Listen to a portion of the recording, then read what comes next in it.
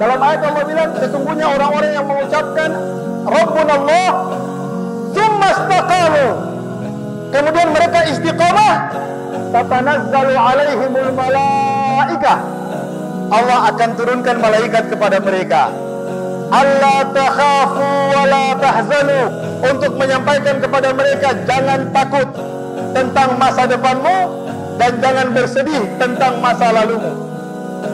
Alla takhafu wa la tahzanu wa abshiru bil jannati allati kuntum tu'adun.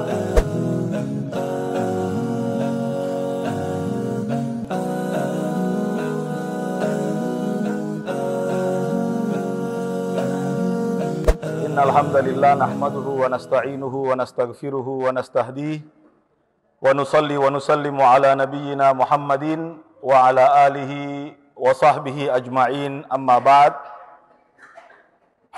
Jamaah salat subuh yang dimuliakan Allah Subhanahu wa taala, saya diminta untuk menyampaikan materi tentang al-istiqamah.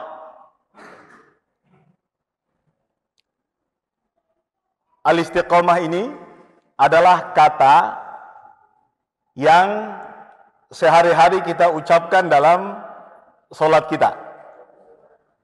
Bahkan ini adalah doa yang diperintahkan Allah kepada kita untuk meminta kepadanya dalam setiap solat kita. Karena itu doa ini Allah cantumkan di dalam Ummul Quran, dalam surat Al-Fatihah. Ketika kita mengatakan ihdinas siratal mustaqim, ya Allah, tunjukkanlah kepada kami as-sirat al-mustaqim, jalan yang lurus. Jadi bisa kita bayangkan betapa makna istiqomah itu penting dalam agama ini.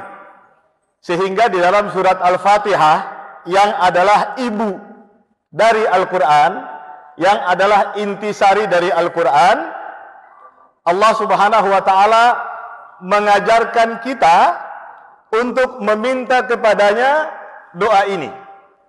Doa agar Allah menunjukkan kepada kita jalan yang mustaqim, jalan istiqomah, jalan yang lurus. Yang kedua, mengapa istiqomah itu penting? Karena Allah Subhanahu wa ta'ala memerintahkan kepada Nabi untuk memiliki sifat ini. Kata Allah dalam Al-Quran, fastaqim kama umirt. Wahai Muhammad, istiqomahlah seperti yang diperintahkan kepadamu. Jadi Nabi kita diperintahkan oleh Allah untuk memiliki sifat istiqomah. Dan perintah kepada Nabi, kata ulama, adalah juga perintah kepada umatnya. Kecuali bila ada dalil yang menjelaskan bahwa perintah itu hanya khusus berlaku untuk Nabi. Selama tidak ada dalil yang menjelaskan bahwa itu perintah khusus untuk Nabi, maka semua perintah kepada Nabi itu adalah perintah kepada umatnya. Fastaqim kama umirt. Begitu Nabi diperintahkan oleh Allah Subhanahu wa ta'ala. Satu lagi yang menunjukkan mengapa istiqomah itu penting, dan karena itu penting juga kita pelajari dan kita fahami. Suatu hari seorang sahabat Nabi bertanya kepada beliau dengan pertanyaan seorang yang sangat cerdas, dengan pertanyaan seorang yang betul ingin mendapatkan ilmu dari Nabi langsung. Kata sahabat itu, ya Rasulullah, qul li fil islami qawlan la as'alu anhu ahadan ghairak. Kata sahabat itu kepada Nabi, ya Rasulullah. Ini hadis diriwayatkan oleh Imam Muslim, ada dalam kitab Al-Arba'in An-Nawawiyah. Jadi sahabat ini bilang kepada Nabi begini, ya Rasulullah, qul li fil islami qawlan, tolong ajarkan kepadaku satu kalimat tentang Islam, qul li fil islami qaulan, tolong ajarkan kepadaku satu kalimat tentang Islam, la as'alu anhu ahadan ghairak, yang tidak akan saya tanyakan kepada siapapun selainmu ya Nabi, ya Rasul. Ini cara bertanyanya indah sekali, bagus sekali, dan menunjukkan kecerdasan sahabat ini. Jadi dia ingin mendapatkan sesuatu yang penting, dia ingin mendapatkan intisari dari Islam yang tidak mungkin dia dapatkan selain dari Nabi. Karena begitu cara dia bertanya. Ya Rasulullah, qul li fil islami qaulan la as'alu anhu ahadan ghairak. Tolong ajarkan kepadaku satu kalimat tentang Islam yang tidak mungkin saya tanyakan kepada orang lain kecuali darimu. Yang tidak mungkin saya dapatkan jawabannya kecuali darimu ya Rasulullah sallallahu alaihi wasallam. Apa jawab Nabi sallallahu alaihi wasallam? Kata baginda Nabi, "Qul amantu billah tsumma istaqim." Kalimat yang ingin kau ketahui itu adalah, kata Nabi, "Qul," katakan, "amantu billah tsumma istaqim." Aku beriman kepada Allah dan beristiqomahlah. Hanya dua. Jadi ini sahabat ingin tahu tentang Islam secara ringkas yang hanya bisa diberitahu oleh Nabi, dan Nabi membuat kesimpulan tentang Islam hanya di dua kata, hanya di dua kalimat, yaitu amantu billah tsumma istaqim. Katakanlah saya beriman kepada Allah dan beristiqomahlah. Jamaah kaum muslimin dan muslimat yang dirahmati Allah, dari tiga pengantar tadi kita jadi bisa berkesimpulan di awal kajian kita ini bahwa istiqomah ini perkara penting. Ini bukan perkara sederhana. Bisa kita bayangkan, ini yang Allah cantumkan dalam Al-Quran, dan setiap hari saat sholat kita memintanya. Ini juga yang Allah perintahkan kepada Nabi, dan ini juga jawaban Nabi terhadap sahabat saat bertanya tentang Islam. Nah, apa makna istiqomah? Kata ulama, istiqomah itu kalau kita terjemahkan ke dalam bahasa Indonesia, kira-kira kalau dalam bahasa Arab, istiqomah itu adalah al-istiwa. Jadi al-i'tidal, bersikap tegak lurus. Gitu. Jadi apa yang Allah katakan, ihdinas siratal mustaqim, ya Allah, tunjukkanlah kami jalan yang lurus, itu maksudnya adalah jalan Islam. As-sirat al-mustaqim itu jalan Islam. Sebagian ulama mencoba membuat penjelasan yang lebih rinci. Kata mereka, as-sirat itu adalah al-Islam, dan istiqamah itu adalah tuntunan Nabi sallallahu alaihi wasallam. Artinya Islam yang kita terima, Islam yang kita yakini, haruslah mengikuti apa yang dituntunkan oleh Nabi sallallahu alaihi wasallam. Kalau saya ingin mencoba mengajak kita kembali ke kajian yang paling mendasar tentang dua kalimat syahadat, maka kita akan dapati sebenarnya makna dari dua kalimat syahadat itu sama persis dengan apa yang Nabi maksudkan sebagai istiqamah. Asyhadu an la ilaha illallah di satu sisi, dan ada asyhadu anna Muhammadan Rasulullah di sisi yang lain. Maka dia disebut dua. Dan baru sempurna iman kita kalau dua-dua ini kita terima. Kita nggak bisa mengucapkan asyhadu an la ilaha illallah kemudian kita berhenti dan selesai. Tidak sempurna Islam kita. Atau kita tidak mengucapkan yang pertama, lalu kita ucapkan asyhadu anna Muhammadan Rasulullah, juga tidak sempurna iman kita. Baru sempurna kalau kita mengucapkan dua kalimat itu dan kita yakini dan kita amalkan secara bersamaan. Asyhadu an la ilaha illallah wa asyhadu anna Muhammadan Rasulullah.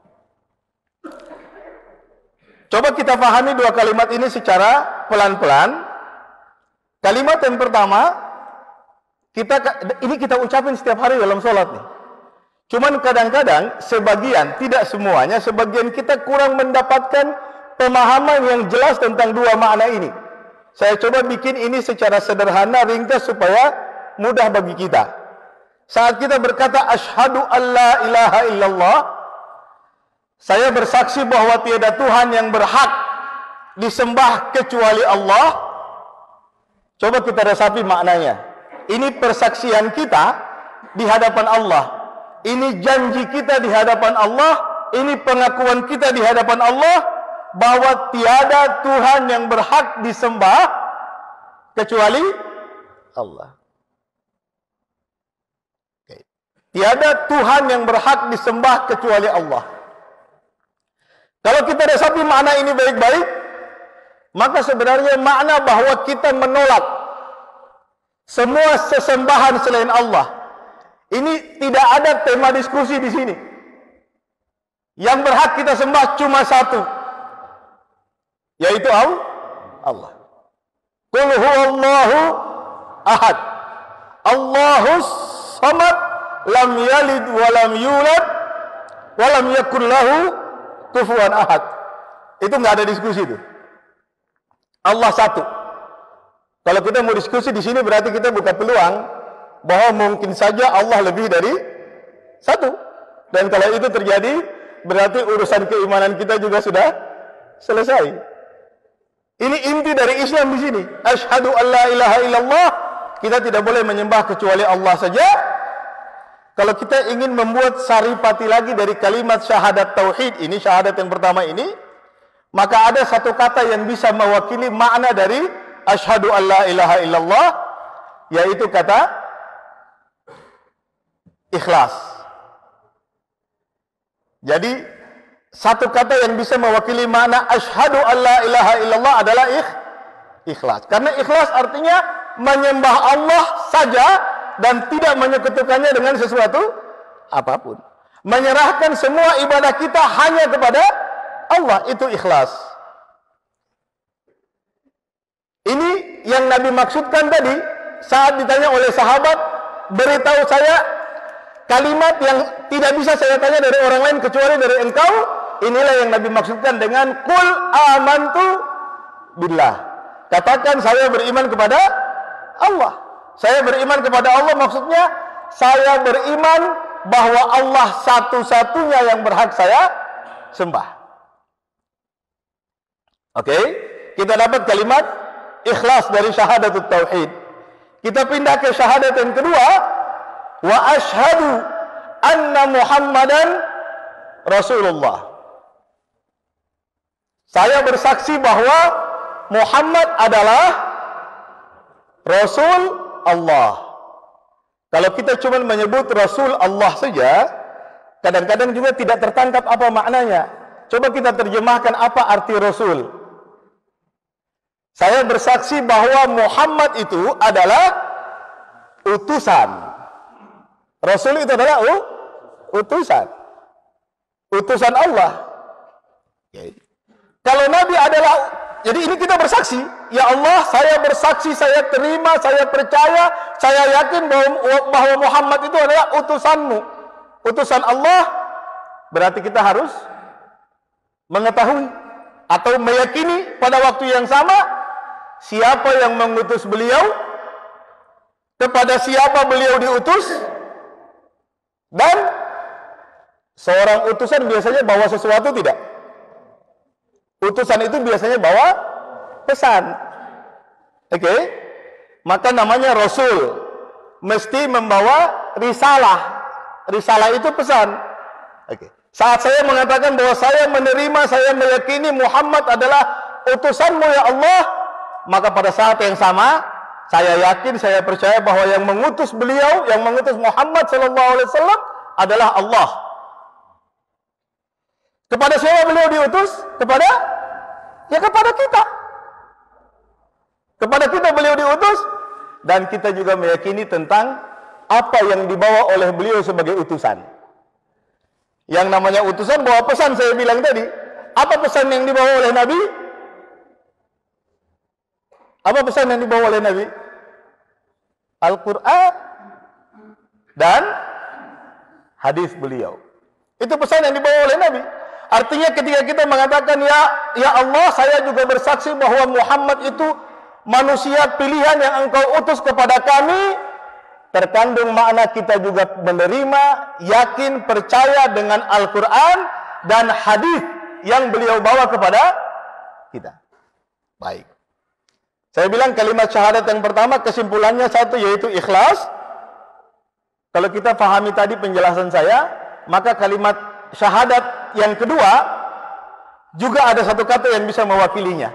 Apa kira-kira Bapak-bapak? Adik, teman-teman, adik-adik? Satu kata itu adalah al-mutaba'ah atau al-ittiba' atau mengikuti teladan Nabi. Saat saya sudah percaya, bahkan saya ikrarkan setiap hari. Dan Allah minta kita ikrarkan itu setiap hari dalam sholat, bahwa kita percaya Muhammad adalah utusan Allah kepada kita. Itu artinya saya harus percaya sama beliau, saya ikuti apa yang pesan yang beliau bawa dari Allah. Dari Allah tidak bisa tidak. Oke, sekarang ada ikhlas, ada mengikuti. Bapak-bapak perhatikan ini dua kalimat syahadat ini. Ikhlas dan mengikuti. Ikhlas kepada Allah semata, mengikuti tuntunan Nabi dalam beribadah kepada Allah. Kata ulama, dua inilah syarat diterimanya amal ibadah kita. Kalau ada satu yang tidak terpenuhi dalam ibadah kita, maka amal kita ditolak oleh Allah Subhanahu wa taala. Itu yang menjadi alasan mengapa ulama mengatakan bahwa dua kalimat syahadat itu adalah pondasi Islam. Karena kalau pondasi ini hilang satu, maka bangunan Islam jadi roboh. Saya beri contoh. Kalau kita dalam beribadah, dalam berislam, kita ikuti betul tuntunan Nabi. Kita patuh sunnah betul. Tapi kita tidak ikhlas karena Allah. Ibadah kita diterima enggak? Kita ikut betul yang Nabi ajar, kita patuh betul. Tapi kita tidak ikhlas kepada Allah. Ibadah kita diterima? Ditolak. Itu hadisnya kita dengar berulang-ulang disampaikan oleh para mubalik, para ulama tentang 3 orang yang pertama kali disiksa di api neraka. 3 orang itu setelah ditanya oleh para malaikat, di akhirat nanti, jawaban mereka adalah mereka mengikuti semua tuntunan Nabi. Yang pertama bilang, setelah ditanya oleh malaikat, apa yang kau lakukan dengan keberanian yang aku berikan kepadamu, yang Allah berikan kepadamu? Dia bilang, ya Allah, keberanian, keahlian berperang yang kau berikan kepadaku, aku gunakan untuk berjihad di jalanmu, membela agamamu. Yang benar aku bela, yang salah aku lawan. Dan semua sudah kulakukan di dunia.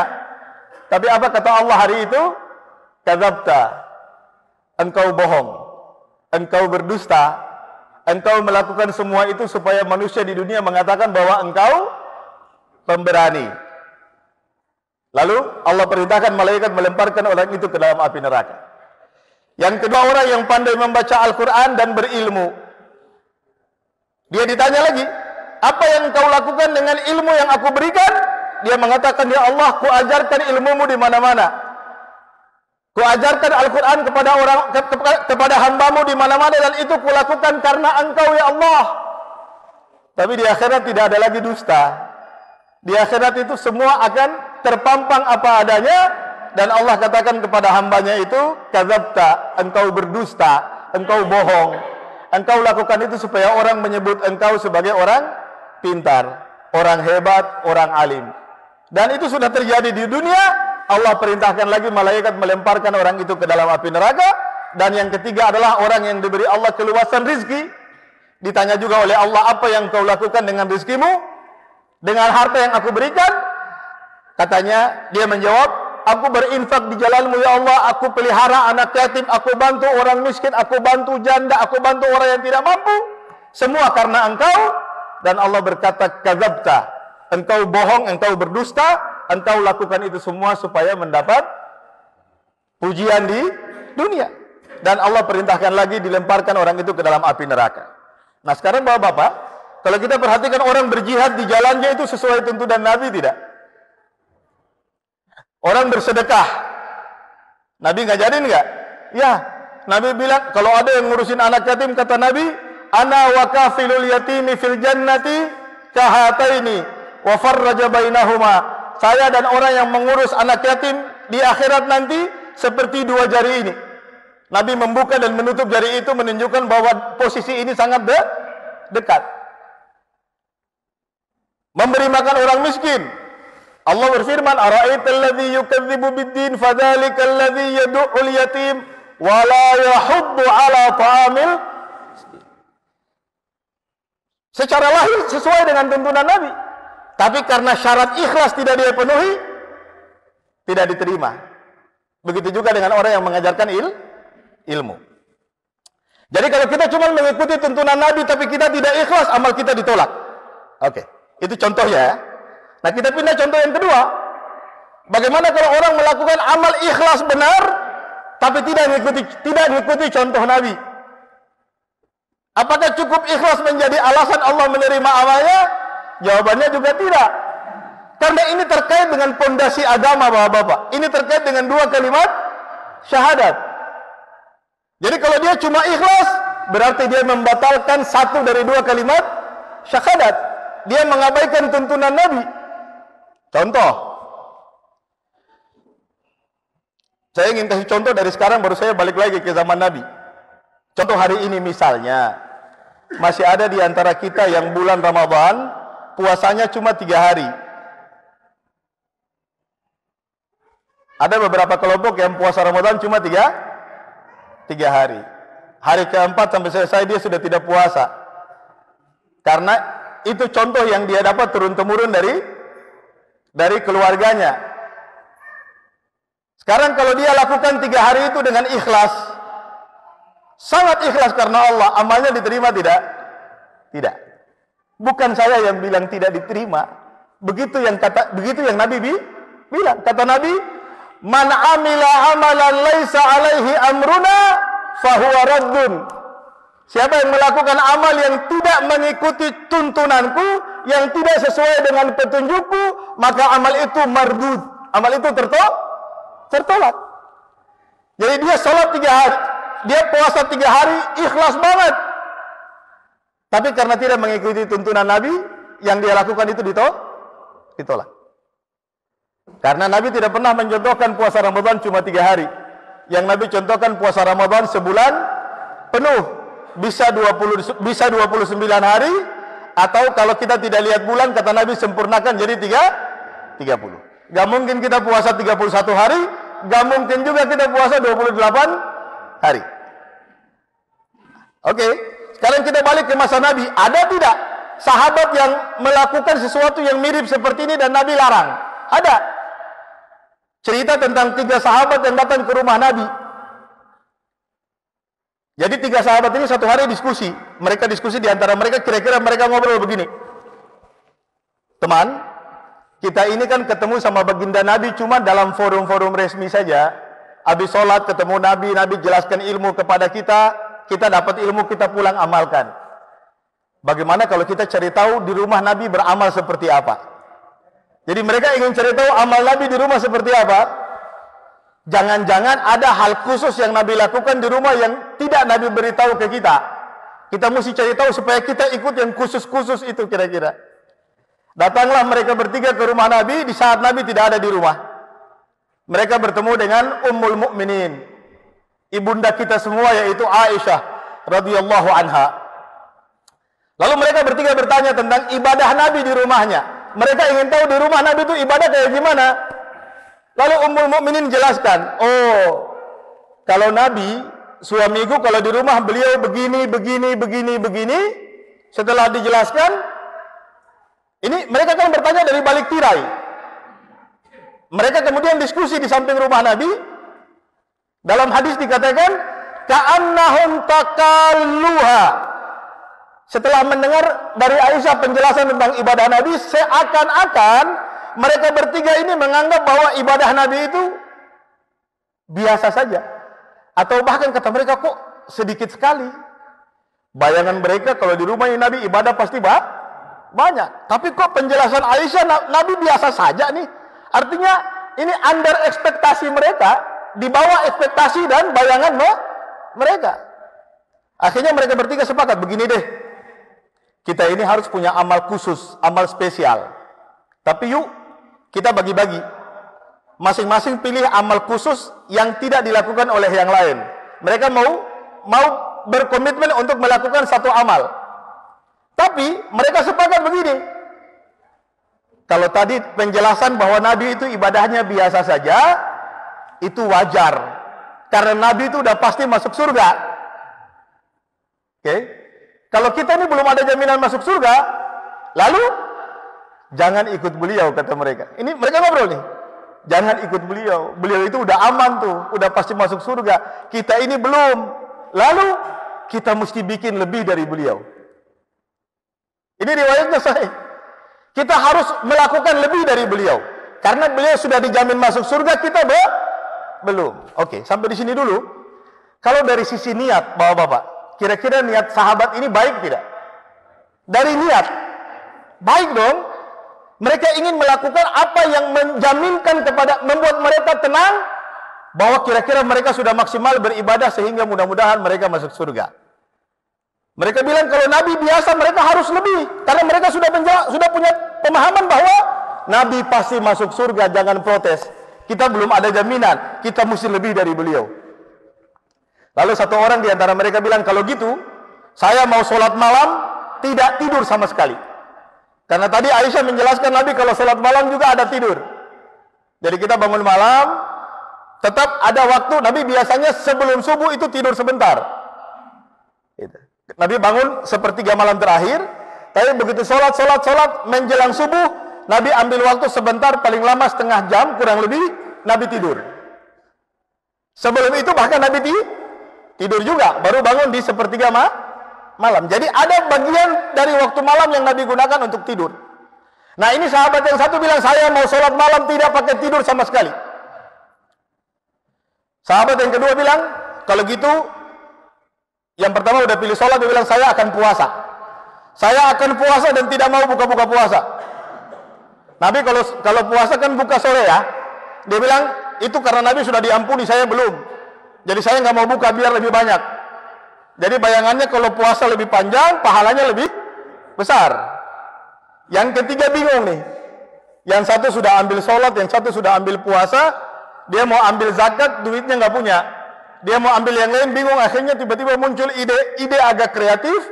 Dia bilang, amma ana falan atazawwaja abada. Kalau saya tidak mau kawin sama sekali.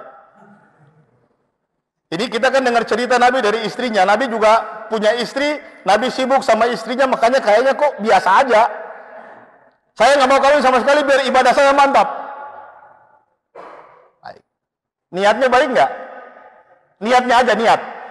Oke, niatnya baik. Nabi pulang. Sampai ke rumah, Assalamualaikum, disambut istrinya, Waalaikumsalam warahmatullahi wabarakatuh.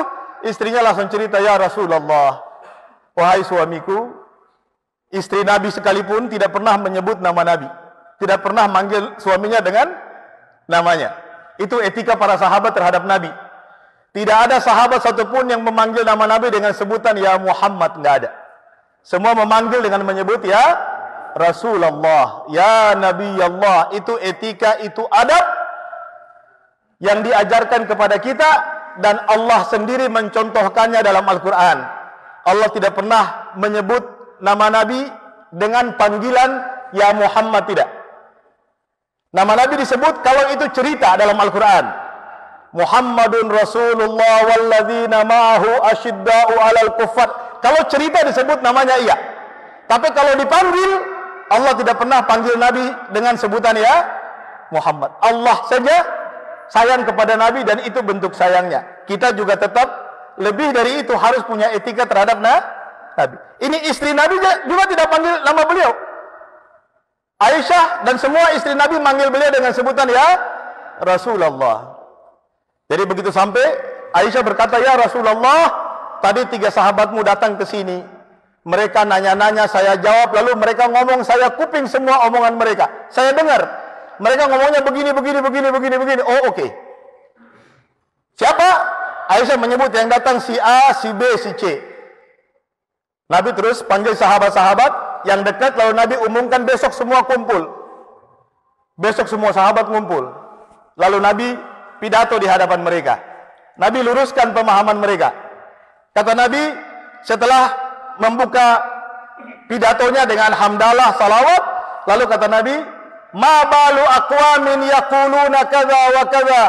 Ada apa dengan sebagian kalian yang tadi malam datang ke rumah saya, bertanya tentang ibadah saya, dijawab oleh istri saya, tapi ngomong di depan pintu begini. Itu 3 orang itu udah gemeter. Tapi Nabi tidak sebut siapa mereka. Nabi tidak sebut nama-namanya si A. Nabi tahu tapi Nabi nggak sebut. Nabi bicaranya umum.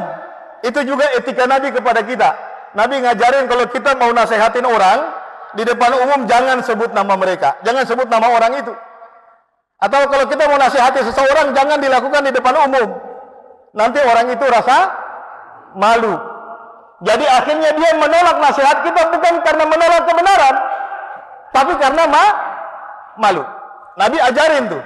Nabi aja begitu, apalagi kita. Jadi Nabi bilang, ada apa dengan sebagian kalian, 3 orang yang datang ke rumah saya semalam ngomong begini.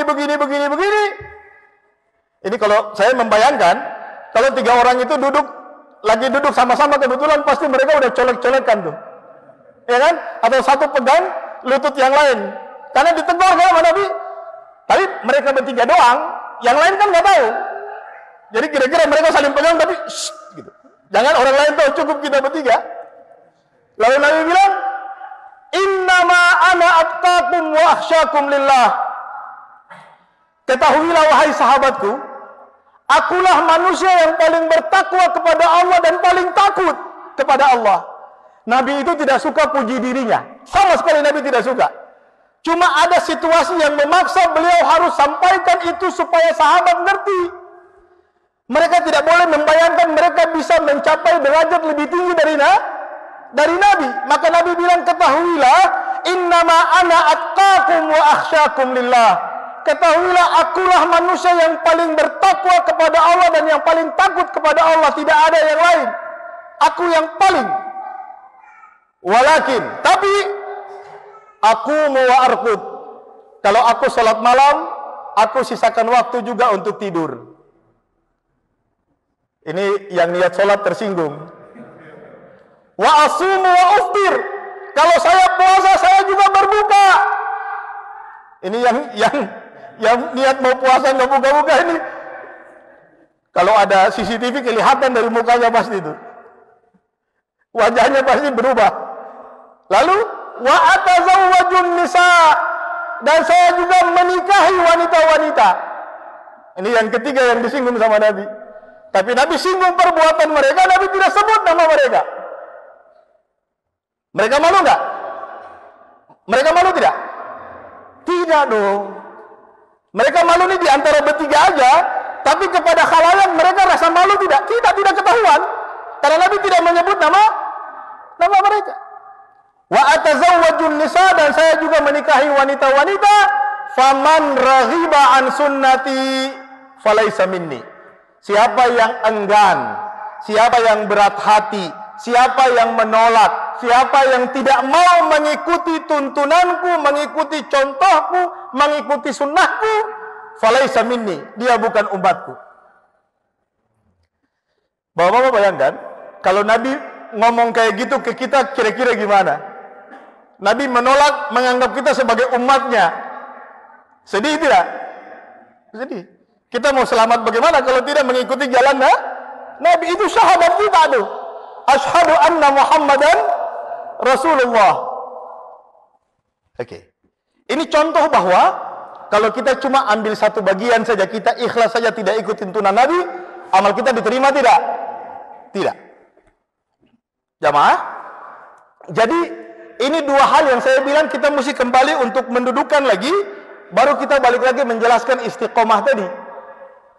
Nah, sahabat itu bertanya kepada Nabi tentang kalimat dalam Islam. Dia ingin tahu Islam itu kesimpulannya apa, wahai Nabi. Nabi bilang, qul amantu billah tsumma istaqim. Katakan saya beriman kepada Allah dan istiqomahlah. Bapak-bapak tahu, dalam Islam kita belajar, dari kecil kita belajar ada yang namanya rukun iman, ada yang namanya rukun Islam. Rukun iman ini persoalan fisik atau persoalan hati? Iman. Iman itu persoalan amal lahiriah atau amal batin? Batin. Karena ini soal iman, soal percaya. Kalau Islam, rukun Islam itu batin atau lahir? Lahir. Mengucapkan 2 kalimat syahadat, salat, puasa, zakat, itu amal lahir. Nah, ulama bikin kaidah begini, Bapak-bapak. Islam dan iman kalau bertemu dalam satu teks, maka iman itu maknanya amal batin, Islam itu maknanya amal lahir. Tapi kalau mereka terpisah, Islam saja disebut sendiri, maka dia juga sudah mewakili makna iman. Artinya kalau Islam disebut sendiri berarti amal lahir dan amal batin sekaligus. Atau iman disebut sendiri, itu sudah juga mewakili amal lahir, amal batin dan lahir. Sekarang kita lihat dalam hadis ini, begitu sahabat tanya kepada Nabi, wahai Rasulullah, tolong beritahu kesimpulan dari Islam itu apa yang tidak mungkin saya tanyakan kepada orang lain. Apa jawab Nabi? Qul amantu billah. Jadi beriman kepada Allah itu juga bagian dari Islam. Summastaqim, lalu istiqomahlah. Kira-kira Nabi ingin mengatakan begini secara lebih sederhana, jaga keikhlasan, jaga imanmu kepada Allah, lalu istiqomahlah dalam jalan Islam, dan Nabi untuk membuktikan kebenaran imanmu dengan berislam secara baik. Maka kata ulama, istiqomah itu 2, dalam perbuatan dan dalam keyakinan, dalam amal lahir dan dalam amal batin. Nah, amal batin, istiqomah dalam amal batin adalah tadi iman kepada Allah dan rukun-rukun iman yang lain. Karena beriman kepada Allah menuntut kita juga mesti beriman kepada para rasul, kepada para malaikat, kepada kitab-kitab sucinya, kepada hari kiamat, dan kepada takdir yang baik dan yang buruk. Lalu setelah itu istiqomahlah, jaga itu dengan melaksanakan tuntunan Nabi. Tuntunan Nabi itu apa? Ya itulah as-siratul mustaqim, itulah jalan yang lurus, itulah Islam ini. Tidak ada ajaran Islam yang tidak dicontohkan oleh Nabi. Karena Al-Quran diturunkan kepada Nabi dan Nabi sudah menyampaikan semuanya kepada kita. Tidak ada yang Nabi sisakan.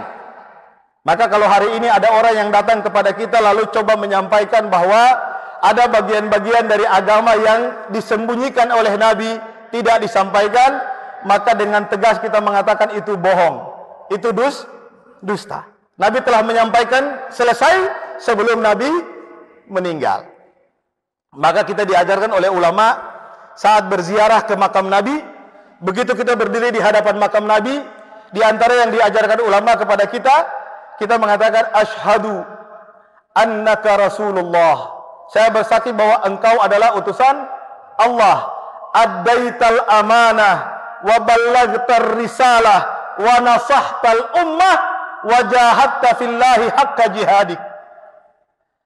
Wahai Rasulullah, aku bersaksi engkau benar adalah utusan Allah, dan aku bersaksi pula bahwa engkau telah menunaikan amanah, telah menyampaikan risalah, telah menasehati umat, dan telah berjuang di jalan Allah dengan sebenar-benarnya perjuangan. Tidak ada yang Nabi sisakan dari Islam kecuali sudah beliau sampaikan.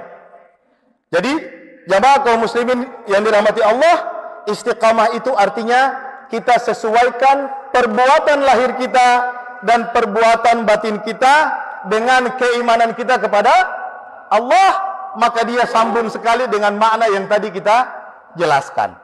Kalau begitu, kita sudah bisa simpulkan nih, bahwa apa yang Nabi katakan saat ditanya tentang Islam, itu perkataan yang singkat, tapi telah lengkap menjelaskan tentang apa yang mesti difahami oleh sahabat tadi. Qul amantu billah tsummas taqim. Satu tambahan lagi Bapak-bapak yang dirahmati Allah, sebagai penyempurna dari makna istiqomah adalah kita diminta untuk melaksanakan yang wajib sebelum yang sunnah. Itu diantara makna istiqomah, kata ulama. Jangan sampai yang sunnah kita dahulukan, justru yang wajib kita abaikan. Terjadi dalam kehidupan tidak fenomena kayak begini. Ada orang urusan sunnah itu Masya Allah, padahal yang wajib dia abaikan. Saya kasih contoh, sholat. Ini musim Ramadan ya. Tarawih itu hukumnya sunnah apa wajib? Tarawih sunnah. Kalau ada yang tarawihnya dia jaga betul, mantap. 8 rakaat dia rasa nggak cukup, dia mesti cari masjid yang 20 supaya mantap.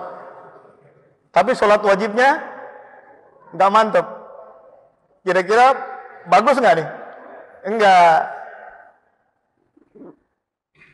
Puasa Ramadan biasa-biasa saja.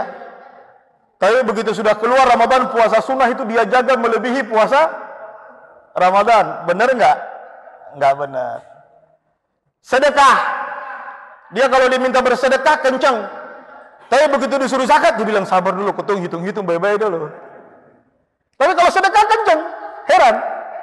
Mengapa? Karena sedekah kan bebas. Dia mau ke siapa saja boleh, jumlahnya juga bebas.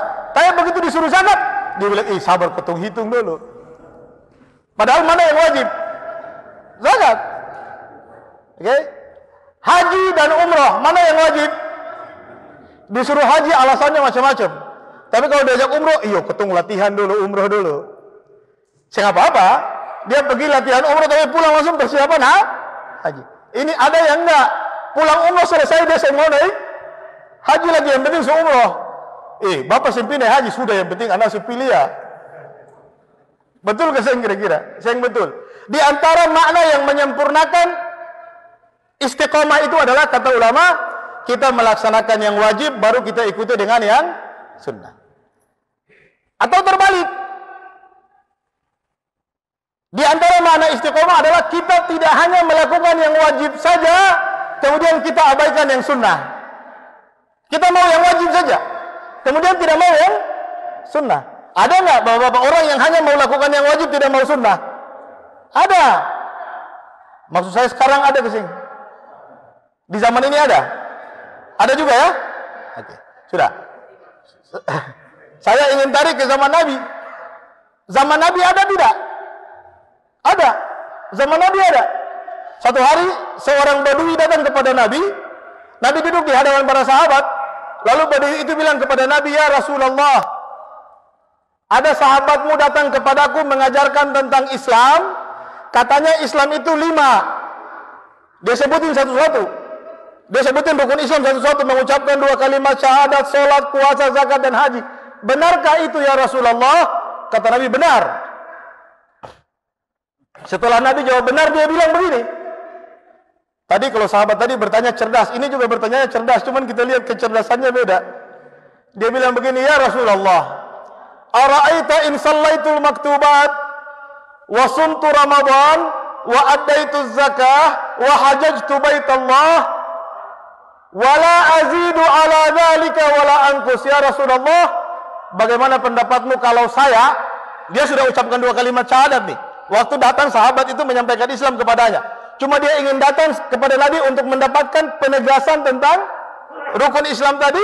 Setelah Nabi membenarkan bahwa 5 hal itu adalah rukun Islam, dia tanya kepada Nabi, "Ya Rasulullah, bagaimana pendapatmu kalau saya sholat 5 waktu? Saya janji sholat 5 waktu. Saya puasa bulan Ramadan. Saya keluarkan zakat. Saya naik haji. Wala azidu ala dzalika wala anqus." Tapi saya tidak mau tambah yang lain ya Rasul. Dan saya tidak akan kurangi. Jadi dia janji kepada Nabi, dia akan sholat 5 waktu, puasa bulan Ramadan, keluarkan zakat, naik haji. Saya tidak tambah, saya tidak kurang. A'adkhulul jannah? Apakah saya masuk surga wahai Rasul? Ini pertanyaan cerdas juga kan nih? Ini kata ulama, ini orang yang ekonomis nih. Dia pengen masuk surga tapi dengan pengorbanan yang kecil. Surga itu kan ada balasan yang lebih hebat dari surga nggak Bapak-Bapak? Ada balasan Allah di akhirat yang lebih hebat dari surga? Ya nggak ada, itu balasan terhebat. Nah dia ingin dapatkan balasan terhebat ini dengan pengorbanan yang sekecil-kecilnya. Ini ekonomis bukan? Allah sebut ini ekonomis. Allah sebut dalam Al-Quran bahwa di antara umat ini wa minhum muqtasid. Di antara umat ini ada kelompok yang ekonomis. Ya begini nih. Dia pengen masuk surga tapi dia nggak mau korban banyak. Hitung-hitungannya kencang ini, hitungan pedagang ini. Dia nanya apa tadi? Ya Rasul, saya tidak akan tambah dan saya tidak akan kurangi. Apakah saya masuk surga? Apa jawab Nabi? Naam. Ya, kamu masuk surga. Ini orang Badui. Dengan kepolosan dia terima penjelasan Nabi, bilang terima kasih ya Rasul, saya pamit, assalamualaikum. Dia pulang. Dia pegang, Nabi bilang saya masuk surga, sudah dia pulang dan dia coba untuk komitmen dengan apa yang dia sampaikan. Begitu dia keluar dari masjid, Nabi lihat semua sahabat ini wajahnya bingung. Ini Nabi lihat di muka semua sahabat ini ada tanda tanya. Semua mengurutkan dia, apa ini ya Rasul? Sahabat bilang begini kira-kira, tiap hari Nabi suruh kita bikin yang sunnah-sunnah nih. Nabi suruh bersedekah, sunnah, puasa, sunnah, macam-macam. Ini kenapa orang ini datang bikin yang wajib, Nabi bilang dia masuk surga, dia nggak mau tambah lagi. Nabi mengerti apa yang sahabat maksudkan. Lalu Nabi jelaskan sambil menunjuk ke arah keluarnya orang itu, kata Nabi, aflaha in sadaq. Yang saya katakan tadi benar. Orang tadi masuk surga in sadaq, kalau dia jujur. Kalau dia jujur. Nah, Bapak-bapak, apa maksud Nabi bahwa orang itu beruntung pasti masuk surga in sadaqah, kalau dia jujur? Maksud Nabi kalau dia jujur itu apa? Kalau misalnya nih, setelah pulang dia ibadah-ibadah terus dia rasa semangat, dia mau nambah. Dia mau nambah sunnah misalnya. Masalah nggak? Nggak masalah dong, ini kebaikan, kalau nambah nggak apa-apa. Masalahnya di mana? Jangan coba-coba dia kurangi. Karena ini soal wajib nih. Begitu kurang, tanggung jawab. Betul gak sih? Yang wajib definisinya apa? Bapak ingat ketemu pelajaran di ibtidaiyah dulu. Wajib itu adalah kalau dilakukan dapat pahala, ditinggalkan dosa.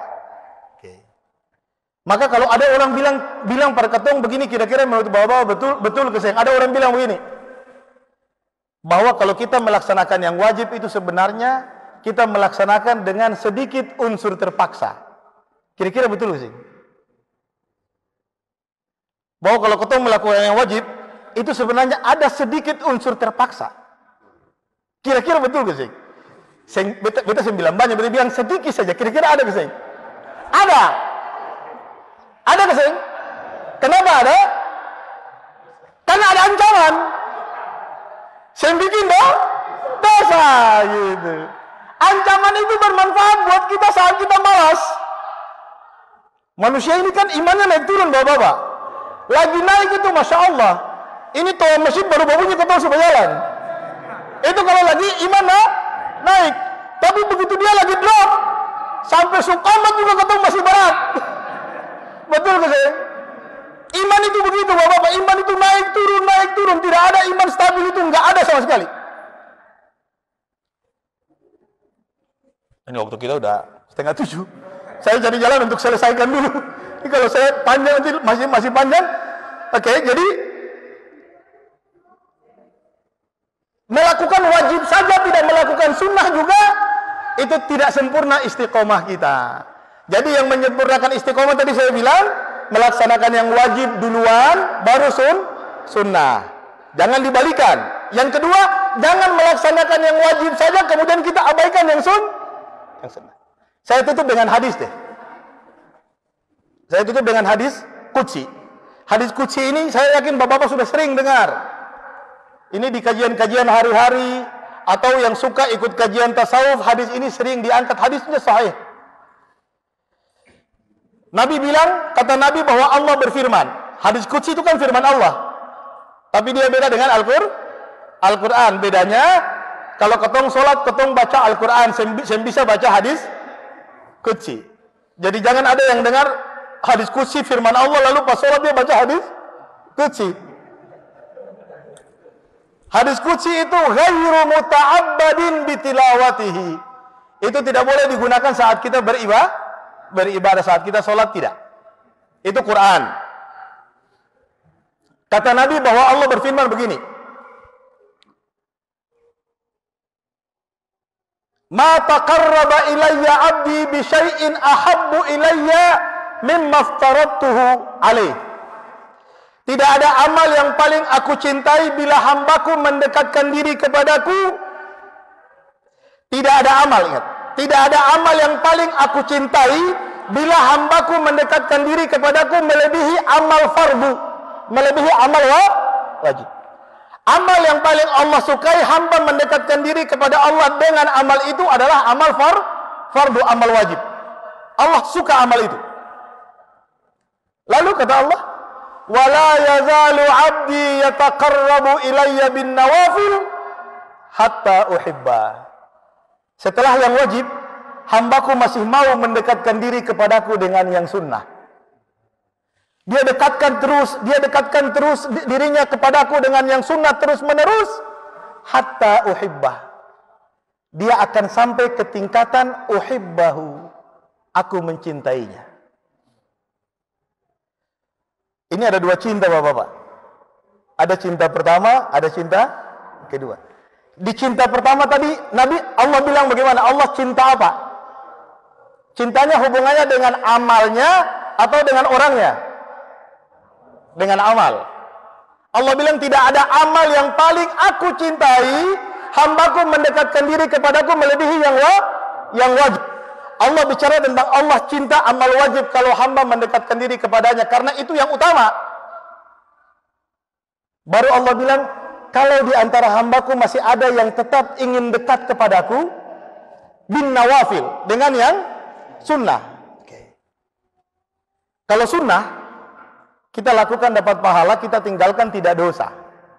Artinya, kalau kita masih mau melakukan yang sunnah, kira-kira Bapak-bapak unsur terpaksanya ada atau kecil sekali? Kecil sekali. Saya bilang tidak ada terpaksa juga, bukan. Saya tidak bilang bahwa tidak mungkin ada terpaksa, kadang-kadang ada juga.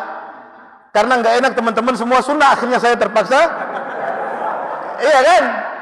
Ada juga. Gitu. Tapi maksud saya, peluang terpaksa itu kecil, karena sebenarnya ketong sen bikin juga sen dosa. Gitu. Oke. Karena tidak ada paksaan tapi ketong mau lakukan. Lalu Allah bilang ini dia tidak lakukan satu kali tapi lakukan terus menerus. Bapak, ini tidak dipaksa tapi ketong lakukan karena ketong tahu Allah juga senang. Lalu ketong lakukan terus menerus. Allah kasih balasan beda. Kata Allah, hamba yang seperti itu dia akan sampai ke tingkatan uhibbahu. Saya akan cinta sama dia. Bukan cinta amal tapi cinta orang itu, cinta hambaku itu. Fa idza ahbabtuhu, kalau aku sudah cinta seorang hamba, kalau aku sudah cinta orang itu, kuntu sam'ahu alladhi yasma'u bihi, wa basarahu alladhi yubsiru bihi, wa rijlahu allati yamshi biha, wa yadahu allati yubtishu biha. Kalau aku sudah cinta hamba itu, setelah dia melakukan yang sunnah, maka aku akan menjadi pendengaran yang dengannya ia mendengar. Aku akan menjadi penglihatan yang dengannya ia melihat. Aku akan menjadi kaki yang dengannya ia berjalan. Dan aku akan menjadi tangan yang dengannya ia menjamah atau memegang. Fa idza sa'alani la'utiyannah. Hamba yang model begini kalau dia minta apa saja kepadaku, pasti aku kabulkan. Wa idza sta'adzani la'u'idzannah. Kalau dia mohon perlindungan kepadaku, pasti aku lindungi. Nah, saya ulangi lagi. Kita jadi dari hadis qudsi ini kita jadi bedakan bahwa kalau kita melakukan yang wajib, Allah jelaskan yang Allah cintai apa? Amal itu. Tapi Allah bilang setelah yang wajib kita tambah dengan yang sunnah, hasilnya apa? Allah akan cinta kita. Allah akan cinta kita. Dan kalau Allah sudah cinta kita, semua amal kita, semua perbuatan kita itu diberi taufik oleh Allah. Dan kita sebagai hambanya juga jadi hamba, jadi manusia yang akan menerima semua keputusan Allah atas kita. Kita tidak pernah berkeluh kesah, tidak pernah menyesali apapun. Apa saja yang Allah takdirkan atas kita, kita akan terima, karena kita tahu itu bagian dari taufik Allah kepada kita. Dan kalau kita minta, Allah kabulkan. Kita tolak, maaf, kita mohon perlindungan, Allah lindungi. Dan ukuran lahirnya itu sulit dilihat. Hanya Allah yang tahu.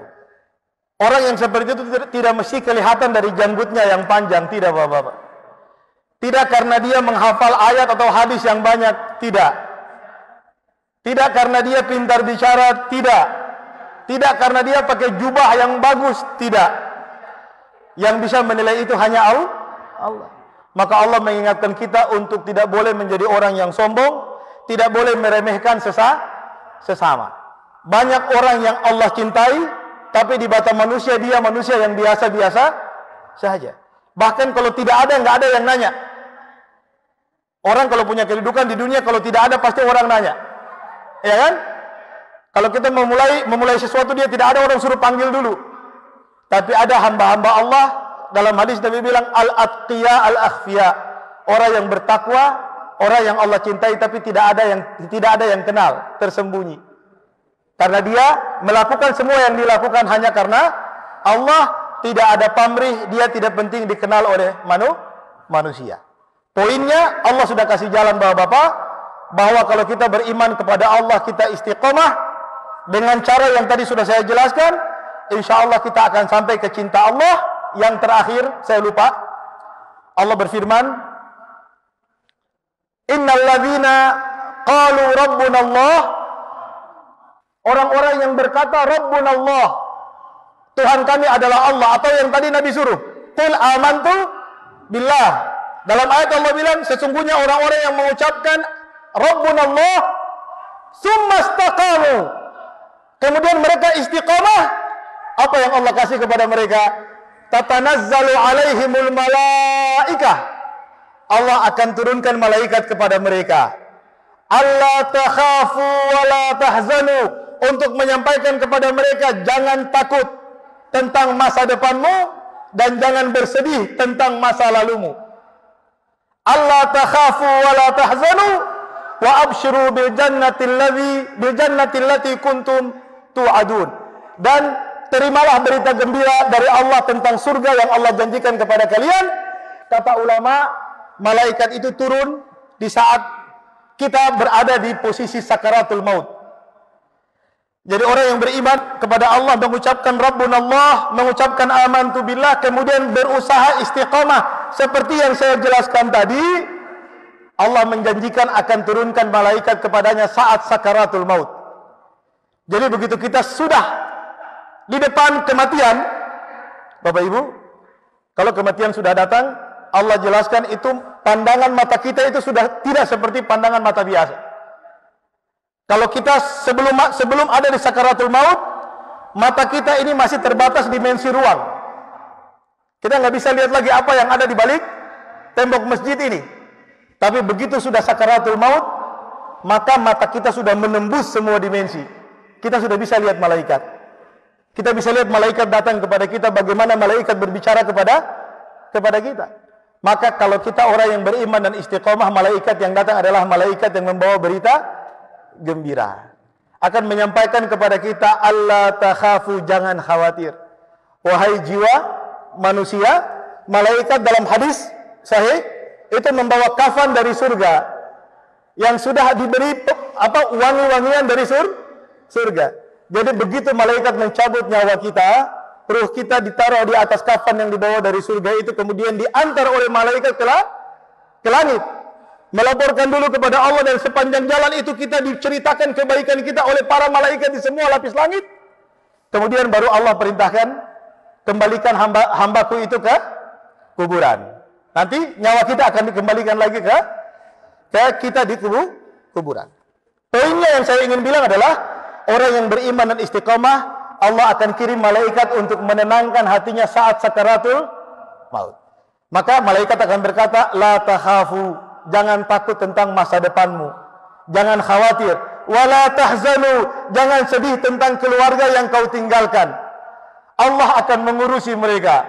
Untuk orang yang beriman dan istiqamah, dan terimalah berita gembira, wa absyiru bil jannah allati kuntum tu'adun. Terimalah berita gembira dari Allah berupa surga yang pernah Allah janjikan kepada kalian.